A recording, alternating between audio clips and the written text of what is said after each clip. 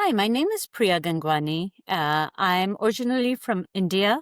I came here to pursue my clinical doctorate in physical therapy and came to this country to live the American dream, like many people come here for. And it was a very new experience because this was the first time I had ever stepped a foot away from India into a new country. And the transition was a little more difficult than I thought. I didn't realize the comforts of my country, what that was, that stability that it was providing me was suddenly taken away from under my feet. So I was in a new place trying to find a home. And there were new processes and new ways of doing things, even though I knew English and was working as a physical therapist, it still was hard. And I had a village of people helping me to become successful here. Once I graduated, I started working with a lot of families as a volunteer and realized that there were many other situations where families were migrating here without their choice. They had to for the safety of their family. And that really touched me deeply because mine was a choice and it was still hard for me. So I could just imagine how hard it is for families who are forced to move to a new country and call it their home because they're looking forward to having their children safe and be successful.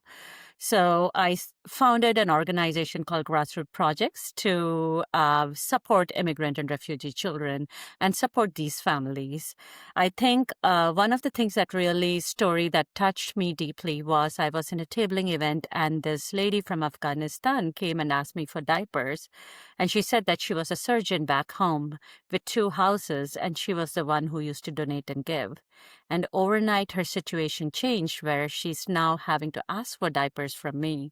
And that really struck me deep that all of us, life is just fragile and we never know what can happen.